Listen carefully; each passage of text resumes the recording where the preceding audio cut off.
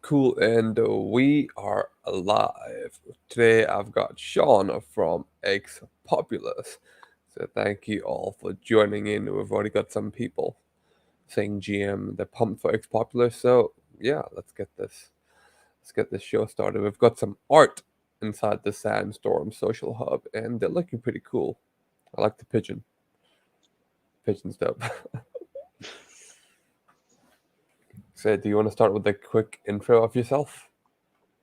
Yeah, absolutely. How far back would you like me to go? Uh, as far back as you'd like to go. Cool. I'll start with it was a twinkle in my mother and father's eye. No. Um, lucky enough to get into video games about 17 years ago now. First got my hands on a lot of licensing and back catalog games for Commodore 64. Put a lot of those onto mobile devices, and then kind of pivoted that into putting ultimately the virtual console on the Nintendo Wii. Hmm. From there, joined Activision, looked after a lot of their licensed products, specifically stuff like Marvel, Wolverine, Spider-Man games, some stuff like Tony Hawk, Guitar Hero title here and there.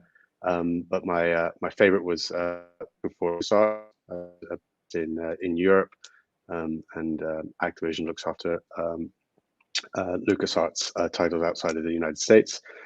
Did Force Unleashed, a lot of Lego Star Wars games, really enjoyed it.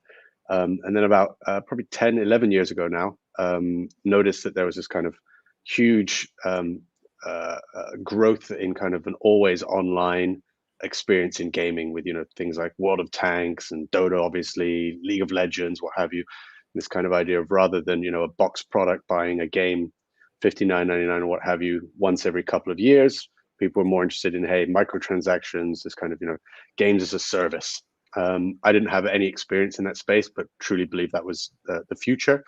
Um, and so I joined the ESL, the Electronic Sports League, and essentially helped, all those aforementioned titles and a whole bunch of others, whether it be Counter-Strike or Rainbow Six Siege, but a lot of titles that really tried to become a community darling, competitive play, and ultimately esports, um, like Evolve, Brink, and a lot of hopefuls and a lot of really cool titles that went the distance, and became kind of household names from whether it's NBA 2K's foray into esports, what have you. And then about a little over a year ago, met up with some of the co-founders that we started Ex-Populus with, all kind of like-minded in terms of what we loved about games, what we kind of saw as a potential as a publisher or working with developers. We created Ex-Populus, and now here we sit a year later, looking at two of our projects here on the screen. So exciting times. Yeah. Looks like you've been through a lot. That is a very extensive amount of experience. I've been lucky. Right place at the right time. Nothing more. So Ex-Populus, is it already a year old? Yeah. We're Oh wow, okay. just over a year. Started out with the original founders, myself, Toby, who's just a wizard and kind of a Swiss Army knife in games and development. Guy called Mark Harris, who's Pixar, kind of a legend. Been nominated for Oscars, all that kind of good stuff. Guy called Sobi, who's really, I would say a tastemaker, as cliche as that sounds, within kind of the crypto, Web3, digital collectibles world. Clem, who's one of our founders out of Singapore, just knows everybody, intimately involved in kind of the business and the stuff that goes on to make all the pieces work. And yeah, we're on an adventure, and the team's growing. I think we're now, I want to say, just shy of 15 people. Okay. Lots of developers doing lots of smart things. It's super exciting, and like I said, um, been lucky enough to get our hands on some really cool projects. And obviously, Mike Tyson saying he wants to do a project with us is Yeah. I don't want to say a dream come true, but I mean, I watched Mike Tyson as a kid. been a fan of his, and so working together with him and seeing that kind of come to life is awesome. Yeah, I saw Mike Tyson was using one of your profile pictures, so that was pretty cool. That's a lot of marketing and publicity coming from there for sure. Yeah, it's one of those. It's the necessary beast. It's exciting when people like stuff, and he's been really responsive and had a lot of a positive input, etc. So it's yeah, pretty great. Yeah. So for someone who's been around the gaming industry for 17 years, what makes you bullish on NFTs and NFT gaming? Um, I would say that realistically, it's the fact that they've kind of always been around in some shape, size, Yeah. or form. It's not really as new as, and I don't mean that in a derogatory way, as new as people like to think it is. In some form, we've been collecting items in game, we've been leveling them up, we've been attaching value to them, we've been trading them amongst each other, we've been buying them. We're just now, due to kind of the potential of Web3, we're able to do it in a much more, I don't know if civilized is the right word, but it's going to be a much more probably streamlined and better experience. And we're really now at the beginning of that journey. And I think the fact that it's something that has gone from obscurity to now kind of almost mainstream of adoption, as silly as it sounds, with the NFL saying that everybody's getting one when they go to the Super Bowl or what have you, shows that we're moving at a really lightning pace.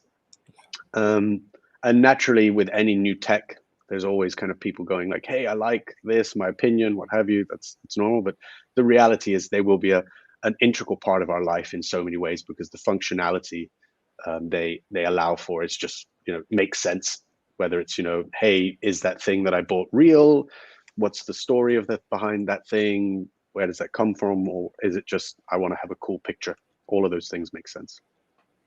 Yeah, I mean, I've been a gamer for a long time as well, and everything I bought in a video game is pretty much an NFT. But right now, you just can get value back out of it if you ever choose to sell it. And I guess it's just like buy digital assets on a larger scale. That's what I think about.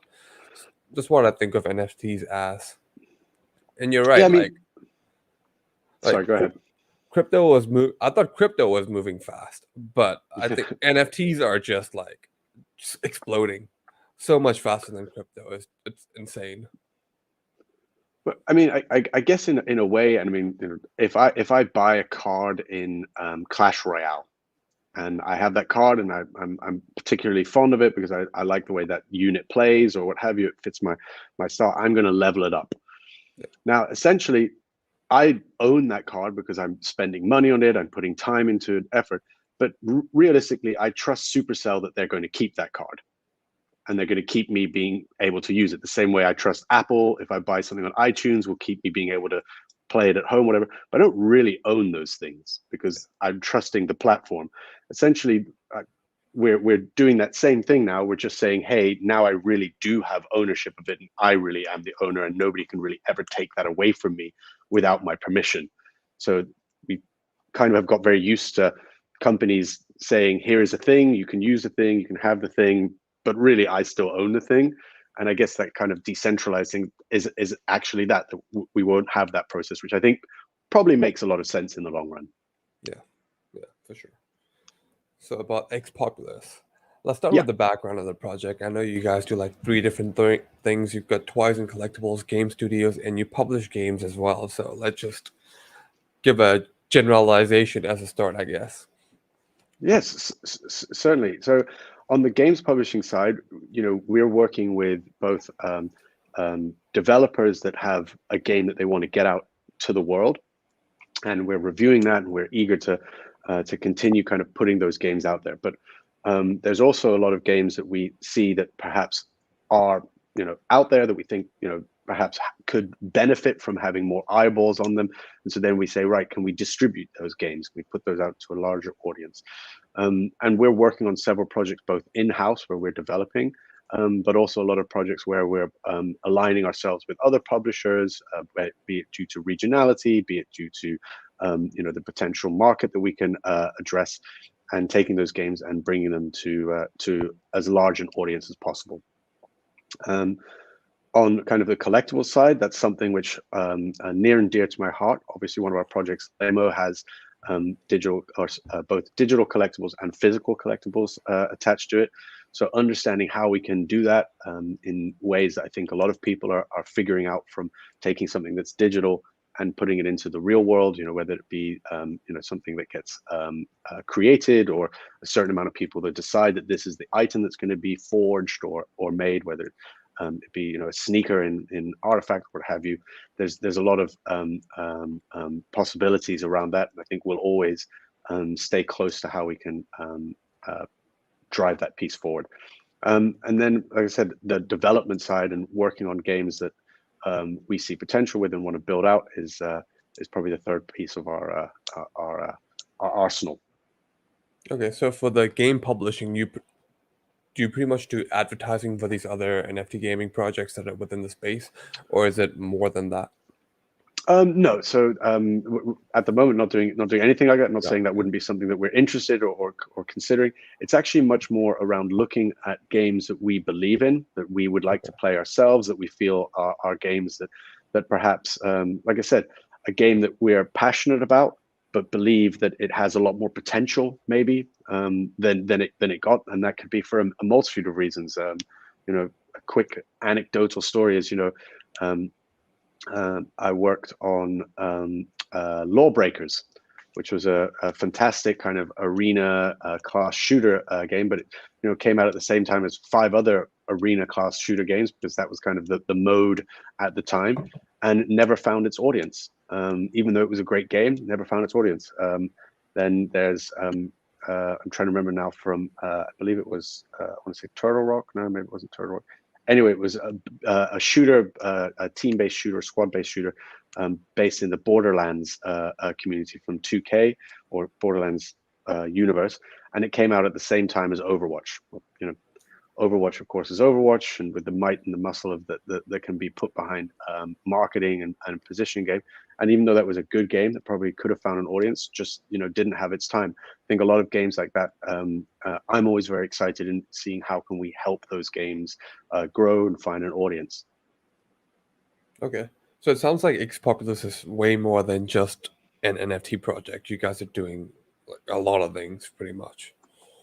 Yeah, I mean, I would say that the NFT side of things is just such an exciting place, and it feels so, as I said, kindred to gaming, that it's almost it's a no-brainer that we play around in that space, and the projects and the learning also is just is a fantastic journey. So we jumped on it and have some cool pieces. But the two examples you see here in the screen, which is a Giga unit and the Iron Pigeons, both of them will actually feature in our trading card game.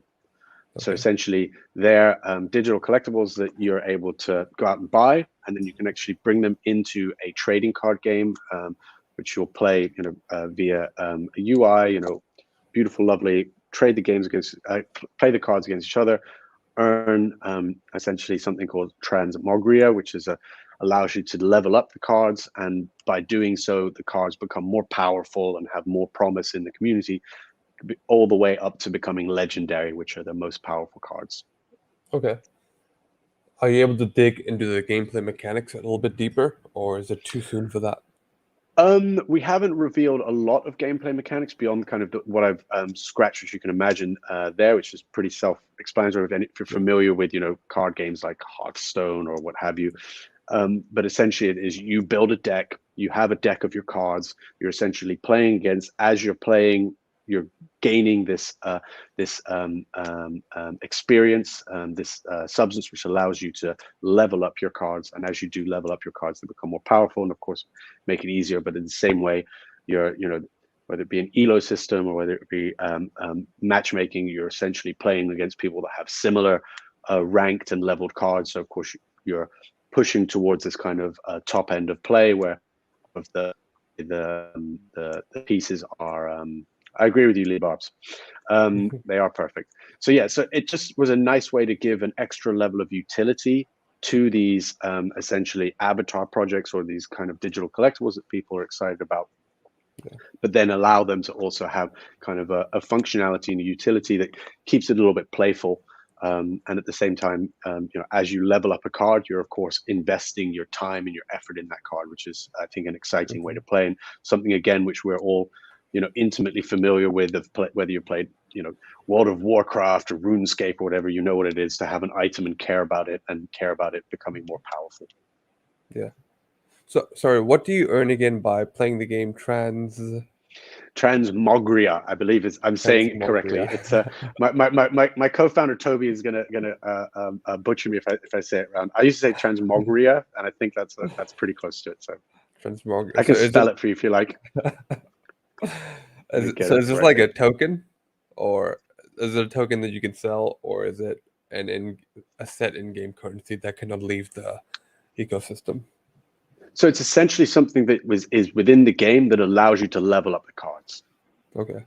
So the same way you would Yeah. in most trading card games, that you're Okay. essentially, if you think of Pokemon, you're essentially collecting your dust candy, what have you, that you're able to then use to level up your Pokemon. Yeah. Yeah. And there are three different NFTs that Ex-Populus has: the Giga Units, the Iron Pigeons, and the Lamovers. Are Yeah. they all part of the game, or do they have specific utilities on their own? So the first two that will go in are both the Giga Units and the Iron Pigeons. Mhm. And the Lamovers, Lamovers. What about Lamoverse what's is essentially already an operational game in the sense that it's a third-person action shooter, and we're working diligently with the team to get that game ready so we can start showing that with the audience. It's a fun one. okay? Yeah, we've got the website. These collections look pretty cool. Like this is awesome art, and it's not a 10,000 collection. It's at least not the Lamovers. Hmm.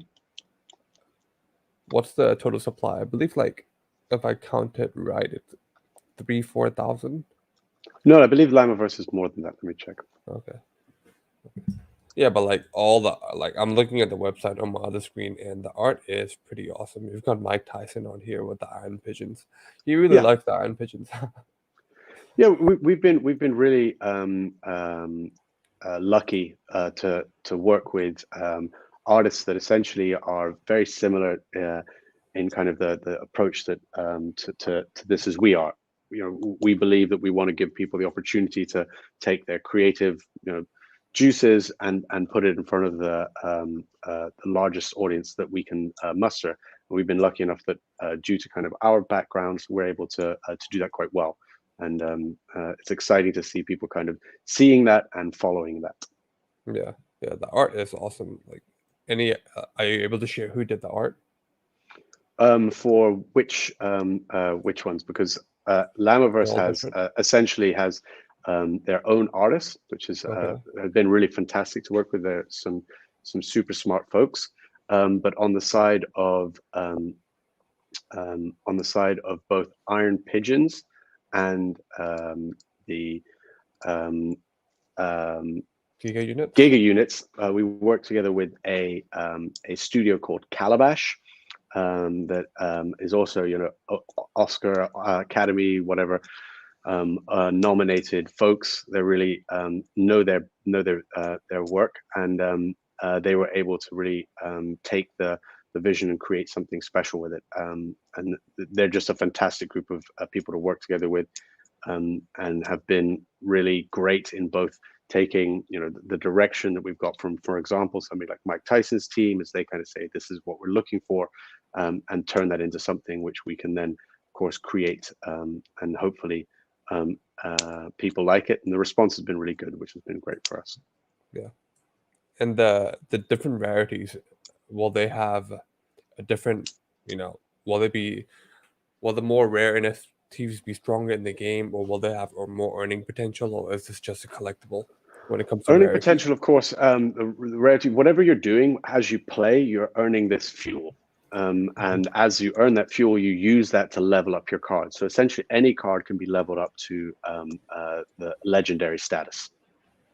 Okay, cool. Sounds fun. Is there a Yeah, it timeline should on when? be. So the Lamoverse, the game is already out now. No, the game is still in development, Ah, and okay. we essentially are doing testing now, which is pretty exciting. The Giga units will drop on Valentine's Day. So February 14th, mark your calendar. Everybody should Three get their days. hands on a Giga unit. And the Iron Pigeons will drop shortly thereafter. So, like, if you have a Giga unit, you'll be able to play the game in 3 days. If you have a Giga unit, you will be able to play the game when the game is released. Ah, So okay. the game is still very much something which is being tested. And actually, before this call, I was on with some of the developers where they're actually talking about all the bits and pieces they're doing. So it's exciting to see that kind of coming together. And yeah, we're pretty jazzed about being able to share that with everybody. So, is there an upcoming mint that's coming up? Is that the Giga units on the Yes, 14th? Okay. yes. Yeah. So I would implore all to get involved there. That's really a good starting point. Yeah. Any idea what the mint price will be or what the total supply will be? Those are both very good questions, and I'm sure that they're out there. I just don't know the answer to them and wouldn't want to put you on the wrong path. Okay, sure. Yeah. But I Are there any? believe that the total volume is not 10,000.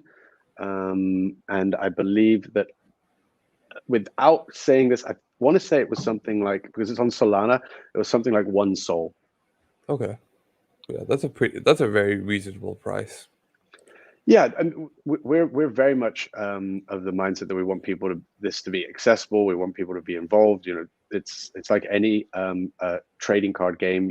You want people to get involved so they can enjoy the game, and it's not meant to be something that's limited or held back to a certain price point that should be unobtainable. Okay, cool. Are there currently any collabs that you're working on that you're able to share? Several collaborations, some with some really exciting games publishers, some with some really great development studios. Unfortunately, I can't tell anything about them at the moment, as they're all still heavily shrouded in mystery, and mostly NDAs and contracts. But mystery sounds cooler. But definitely, we'll be sharing those, and happy to come back and tell more when we have those bits and pieces to share with you guys. Sure. Is there any awesome lore that you're able to share about the whole Iron Pigeons and Giga Unit and everything you're doing? Because Uh, it looks very interesting. Yeah, so I think that without trying to step on the storyteller's toes, it's essentially the way we are. We're a team that's kind of built up from lots of different um, um, um, backgrounds, of whether it be professional or whether it be personal. We've all kind of come together with the same idea that creating something fun that is inclusive and people can kind of have a good time with, and also kind of listening to the community, which is really fun. If you're over on our Discord, there's a lot of activity there which people can really get stuck in, drop opinions, lots of daily competitions, lots of stuff to win around prizes, etc. Those pieces are kind of paramount to Ex-Populus, and we definitely see ourselves as a place where everybody should be able to speak and be heard. So we actually really you know uh, welcome people to kind of come in and say, this is what I like, this is what I don't like, this is what I want to see. In just a couple of hours here, we'll have our usual Twitter Spaces, which is weekly, and conversations there run the gambit, but a lot of the time it is a lot of just like feedback. Hey, this is something I've seen, this is something I like, this is something I don't like. And I think the nice part is that all the way through, from our founders down to everybody in the team, they're really passionate about this space, and really want to try and figure out how that's going to work. So you can see here Okay. it's 10,000 is total units. Thank you for bringing that up. I appreciate you. I owe you a beer. Wow. Hopefully, I get a beer too. It's all good if I don't. I meant everybody. That was Oh a wow. communal. If you see me somewhere, you can stop me and say, 29 "Hey, people. I was listening to the Sandstorm podcast, and you said you'd get me a beer, and I shall hold true to my promise." Make it happen, guys. Make it happen. If you're watching the stream and you just heard him say that, he owes you. Sean officially owes you a beer. I mean, the way that I would say is if somebody ever comes up to me and stops me and says, "Hey, you're Sean Charles. I believe that I heard you on the Sandstorm podcast and you owe me a beer," I will genuinely buy you a beer. There is zero chance that I will not buy you a beer. So consider that. Obviously, circumstance pertaining. If I'm being cuffed away by the police, it might be difficult for me to get you a beer at that moment. But if we're in any situation where we can, I would happily buy you a beer. And also, of course, if you're of legal age in whatever part of the world we are, before I get in any kind of trouble. Yeah, I think I've done enough disclaimers there. Back to it now. Awesome. What do you think about the Cool. metaverse? It's the stuff of my dreams. As a kid, Ready Player One was something which, of course, was out there. It was something that people were talking about. Obviously, the movie, made it visual, but for me, even something like playing Smash Bros. When I was younger felt a little bit like that. This cross characters that didn't belong in the same world, interacting with each other, felt in a way like early steps of that. And I think, without being silly, Fortnite could be a metaverse. World of Warcraft could be a metaverse. I think it's been there. I think the point where it really will change is when I can essentially walk out of Fortnite and into World of Warcraft. If that ever happens, that's another question.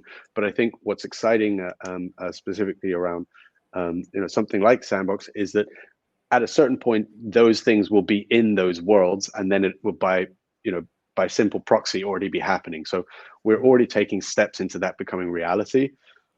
I think adoption will always be something that's massively important. And so, it's exciting to see, the way that we're having this conversation right now become a reality, because that means that we're on that journey, and it's not a sprint, it's a marathon. There's going to be lots of steps and lots of things for people to figure out. But the fact that there's so many passionate, creative, smart people already playing around in this space means that we're probably closer to the really awesome stuff than we even can fathom at the moment.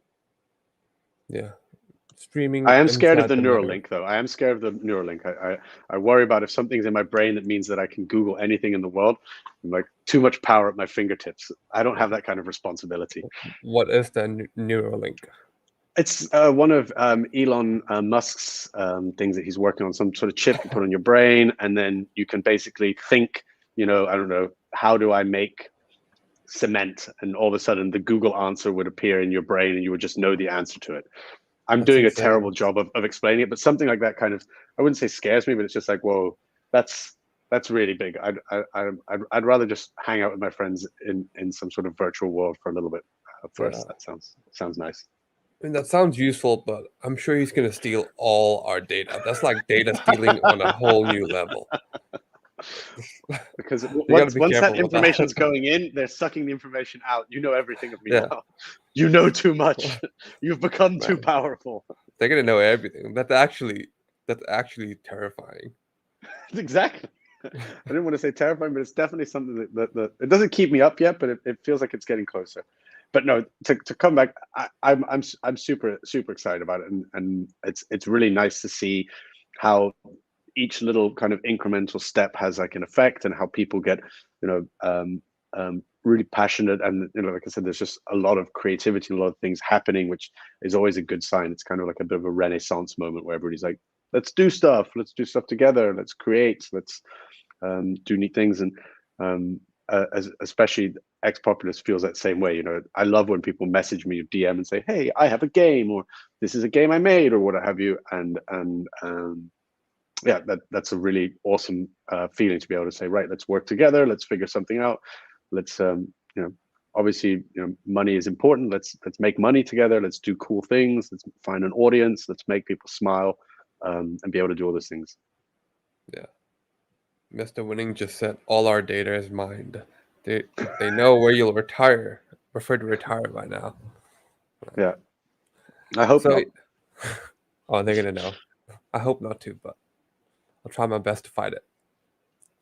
So yeah, do you see Ex-Populus transitioning into the metaverse in the coming years? Are you guys already planning to do it? Like, do you own any land plots inside the Sandbox, the Central Land, or any other metaverses? I can tell you that we're doing a lot of conversations around that and research, and with some of our partners and some of the games that we're working with, it's definitely a topic. So I would say it's absolutely 100% potential, and most likely yes. Obviously, until it's announced and it's official and something's there, anything can happen. Stranger things have happened in the world, but yeah, it eyes in the direction of yes, and it makes sense as well because it's just a logical step for us to go in terms of both offering what communities ask for, but also just the, as I said before, kind of the functionality, the utility that it brings with it, and we first and foremost kind of align with fandom. So if people say this is what I want, this is what moves me, then as silly as it sounds, we're not so much dictating this is the way you should play this game or this is the world that you should play it in. If people are like, this is how I want to play this game or this is how I want to evolve, we're absolutely going to listen, and we're already doing that. And it's always just working out how you can offer let's say a really meaningful experience that it doesn't feel just derivative. I think Okay. sometimes that can be a mistake when people are just like, hey, I just want to do something because it's a thing. It's like, hey, how can I do something that actually kind of adds a little bit of scope, a little bit of an experience for people so that they feel like you're doing something that's meaningful. Mr. Winning just said, I Mr. really Winning want to. 24/7. Let's do it. I'll be at So, GDC. so are you think that the ex-populous community will have a say in what's being built inside the metaverse? Um, I mean, look, it sounds much more big, like, oh my gosh, what are you saying? But it's the most logical thing. If people say, right, you guys have this card game, we love this card game, but we'd love this game even more if we could play it in Sandbox, Mhm. then I would absolutely say, right, guys, this is our development pipeline. These are the development hours we have. Where can we put this in? Now, does Okay. it bump everything else out? And do we stop what we're doing and focus only on that? Probably not. But does it go into the pipeline that, hey, there's this need, there's this one, let's figure it out? I think absolutely, because it would make sense for us to listen to that, and at the same time also work with the players in the space to figure out how do we accomplish that. I think listening to your audience it's super obvious, but a lot of people don't do it. But yeah, it's really something that's central to the way Ex-Populus was built. This idea of we want to do stuff that we would also want to do. I also make the comment a lot of the time where I'm like, if 14-year-old Sean would punch 42-year-old Sean in the nuts for doing something, don't do it. If he would high five him, let's move forward, because obviously business acumen is a certain part, but it's got to be something that's fun. We're making video games at the end of the day. It should be a good time. Yeah. I'm trying to picture in my mind what a trading card game inside the Sandbox would look like. It's interesting. I don't know. Did you ever play any of? I mean, I worked for a long time with Oculus on putting games like Echo Combat and Echo Arena onward into kind of competitive and esports landscapes. And in doing that, we did a lot of review of different games. And there were a couple of tabletop games. I'm trying to remember the name of one of them, where it was essentially you were a little bit like almost God in the clouds, and you could kind of see the Mm, whole, tabletop, if you would, like almost like a chessboard, yeah. beautifully ornate and everything. And you could kind of move around and pass your characters around. I can imagine the same thing if you think of kind of the classic, kind Yeah. of map of a card game, or and that being there and being able to see this and being able to see the avatar of the person you're playing against and be able to do stuff. And as put down your sword of a billion truths or whatever it is, the animations and things that happen have affect all in the world around you. I think it could be quite cool. I'd be down for Yeah. it. Yeah. Yeah. Now that you said it out loud, I can definitely picture it. That looks like a lot of fun. Yeah. Yeah, Like I just got like childhood memories of me playing games like that. yeah. So yeah. But I think like what we're looking at now is a really great example. If you look at like I apologize if I'm saying this wrong to whoever created, but it looks like kind of like a fountain in the center of a square. If you imagine that we would be playing a game there and anybody could come around and kind of watch and observe and Hmm. perhaps even partake in things. So at a certain point, I've got you know 6 cards down on the deck and I've got to choose my seventh or whatever it is. Imagining that that's important to this game, and maybe the community gets to vote which card I play with, or maybe we play, and that's part of the game that the cards aren't chosen. Think of like Dota, picks and bans, where perhaps I come in there saying I want to play with these cards. These are my daddy cards. They're awesome, powerful, what have you. And then you come in and say, you don't get to use that one, you don't get to do that one, and the community says you don't get to do that one because that makes each time we play each other unique because Yeah, I'm essentially being forced to play and change my strategy, which could make it much more of an entertainment experience because now it's like, yeah, oh, I want to see the two of us go head to head in the sandbox because we're playing in a way with a certain rule set that is going to mean that it's definitely going to be a unique tussle, battle, what have you. Those kind of things are again utility, functionality that you can add from that, which of course you're probably not going to do when you're just playing a card game on your iPad. yeah. As a gamer, that sounds very exciting to me. It keeps me on my Yeah, keeps me on my toes. and look, obviously, spectating games is something which I've obviously had a lot of fun doing over the years and figuring out what does that look like to make something feel new and feel like the stakes are important there. And there's so much that you can do around how people participate and have a voice and have a presence. Like I said, as an observer, as a supporter, as a fan, interaction with the players and the way that the game is actually played. There's a lot of cool potential there. Yeah, yeah, for sure. Also, if you're trying to claim a POAP and you're having trouble, make sure you go in the SandStorm Discord and open up a ticket. Someone will be able to help you out very soon. And if you have any questions, do leave it in the comment section and we will answer them. So about the toys and collections, do you already have toys like Ex-Populus? Do they already have toys that are already made and you can buy So, them on the website? so Llama, when Llama launched, it essentially had several toys that came with it, and we're now looking at how do we take those toys and figure out a world where they could live, perhaps in kind of a way that people would be able to create their own or what have you. So there's a lot of cool interest, but also functionality around how a collector or somebody who has a specific character would be able to, show off their fandom for that character. Okay. So they get to create their own toys? We're not at the point yet where you're able to create anything, but there will be the situation that you say, right, this is the toy that I have, and I'm particularly fond of it, and that is something that we're exploring, and how does that become Mm. reality? Yeah. That's cool. It sounds like you're giving your community a lot of say over how they would like their assets to turn out and how they would like to use their assets, which is cool. I don't think there are too Yeah. many projects out there doing that. I can't think of So one in so my head. one of the things that we kind of hold a little bit true to is this idea of a lot of times companies, whether it be a publisher or developer, they kind of come at something and say, right, I want this to be this certain thing because that's the vision that I have in my head. Hmm. I'm always a believer that you should offer kind of elements to the community, and the community will tell you what they want to do. So if we think about classic gameplay types, I could sit here and say, right, team deathmatch, that's the winning ticket. It's all about team deathmatch. But I'd be stupid if I only offered team deathmatch. I should probably offer capture the flag or a free for all or what have you as well. And then the community will tell me, hey, you know what? A small subsection of us love playing capture the flag. Nobody ever plays team deathmatch, and everybody likes playing 5v5 or what have you.